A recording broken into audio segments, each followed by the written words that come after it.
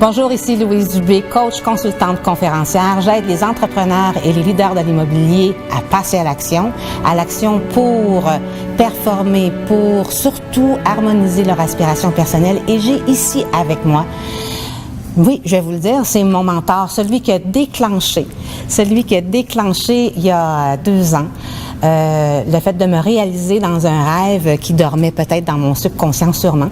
Alors, j'ai l'heureux bonheur, ce pur bonheur de passer en entrevue. Martin Latulippe, mon mentor. Comment ça va, Martin? Mon doux Louise Dubé, ça va très, très bien avec une introduction comme ça, une présentation, une mise en bouche de cette façon-là, c'est exceptionnel. Ça va très, très bien. Merci, d'autant plus que tu viens de passer cette journée très intense, de m'accorder ce moment-là avec moi. Alors, avec Martin, ce que j'aimerais partager avec vous, cher public en délire, c'est l'expression de Martin, hein, cher public en délire, c'est de venir voir avec Martin son histoire, son parcours en tant qu'entrepreneur. Donc, Martin, j'aimerais que brièvement, je sais que tu as été un joueur de hockey, tu nous l'as raconté ton histoire, mais elle est fascinante, ok, de où tu es parti à où tu es rendu aujourd'hui comme entrepreneur, dans le cadre d'un entrepreneur. Qu'est-ce qui a fait que tu as décidé de devenir entrepreneur? Qu'est-ce qui t'a mis dans l'action? Qu'est-ce qui t'a motivé principalement? Je sais qu'on s'adresse à des entrepreneurs, des gens qui ont la passion, mais entreprendre, c'est pas juste runner une business. C'est aussi entreprendre sa vie. C'est aussi vivre sa vie de façon entreprenante, passionnante, vibrante, avoir un zeste dans la vie. Dis-moi, Martin, parce que là, je t'écoute parler puis je te connais quand même pas si longtemps, mettons 2 ans.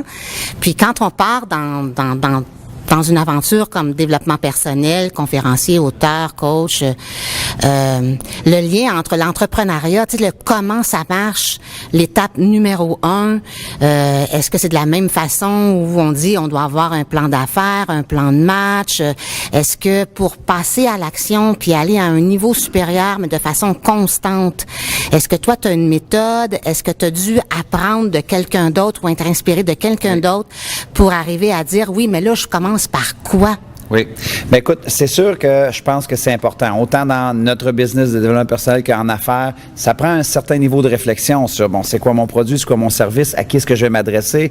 Donc, je crois pas nécessairement au plan d'affaires exhaustif où ce qu'on s'enfarge dans les fleurs du tapis parce que je pense qu'à force d'analyser, on finit par paralyser. Alors oui, il faut vraiment avoir une perspective, par contre, du marché.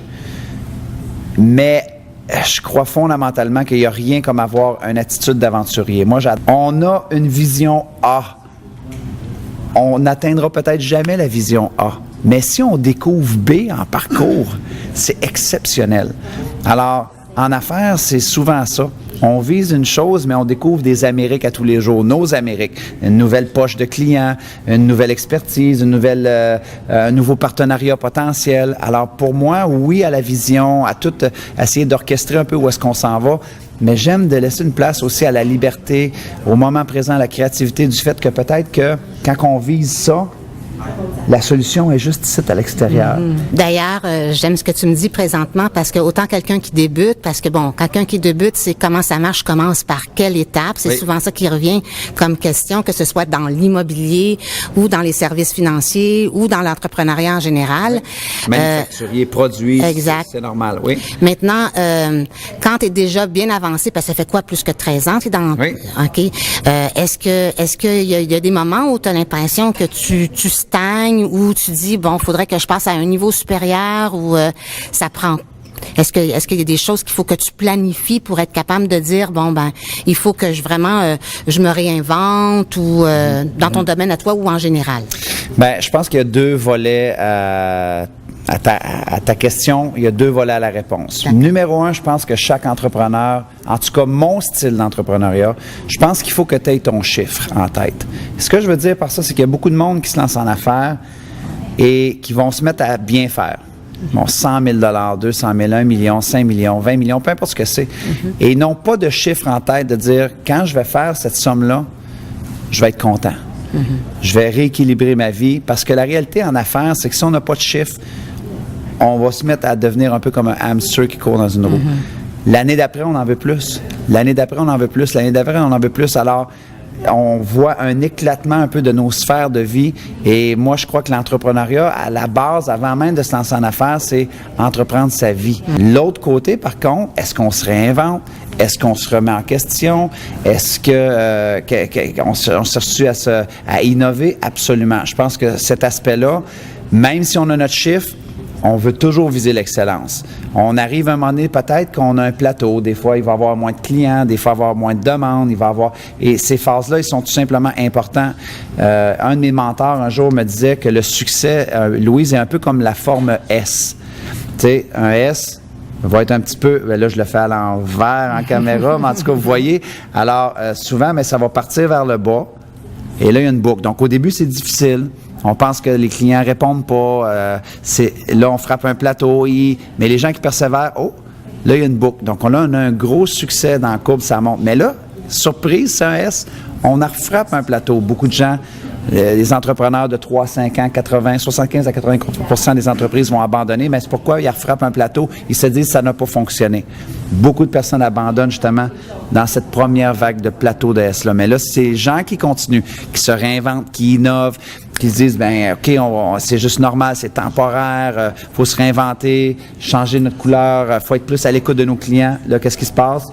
Il y a une autre vague de succès. Mais là, la beauté, après, il y a un plateau. Et ça continue toujours comme ça. Moi, c'est une image super simple, mais j'y crois. Ça a certainement été mon expérience d'entrepreneur. J'adore ta question parce que je pense qu'aujourd'hui, on est comme dans une transition. Il y a un choc de génération. Il y a plusieurs facteurs qui viennent influencer l'entrepreneuriat, surtout en particulier, justement, tout ce qui touche les professionnels dans les services financiers ou dans l'immobilier.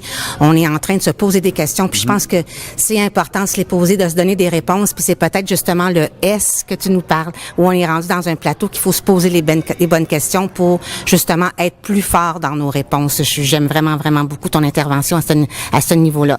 Tu peux me nommer ton meilleur coup là, en affaires en tant qu'entrepreneur, là, le plus beau cadeau que tu t'es fait ou la meilleure réussite, là, la plus belle réalisation jusqu'à maintenant, parce que je sais qu'il va y en avoir encore plein d'autres. Là. J'ai une imagination, mais jusqu'à maintenant, ta plus belle réalisation, selon toi? C'est une super de bonne question. Je pense que ma plus belle réalisation, ça a peut-être été tout simplement de croire en moi. Tu sais, c'est pas les fois c'est que j'ai fait des revenus tout simplement exceptionnels. C'était plaisant, mais de réaliser que un jour, j'ai décidé de faire un investissement en moi. Réponse, mais je pense que c'est la base et la prémisse de bien des bons coups en affaires. Parce que si on mise pas sur soi, ben on doute, on n'est jamais certain. Lorsqu'on doute, mais les gens vont peut-être pas acheter nos produits, nos services. C'est pas pour dire que je suis tout le temps confiant, mais je pense que cette notion-là de dire que vous avez une idée, vous avez un projet, ben investissez en vous. Tu sais, je pense que c'est la meilleure shot en affaires que vous pouvez faire. Placez votre argent là. Oui. Écoute, ça a été un pur bonheur, comme de raison. Je vous ai présenté mon mentor, celui qui a déclenché ce que je suis en train de réaliser présentement. Maintenant, je me fais un petit cadeau. Je veux que Martin Latulippe vous transmette sa phrase, sa signature, qui est un pur bonheur aussi. Alors, Martin, on termine, puis tu me présentes ta signature.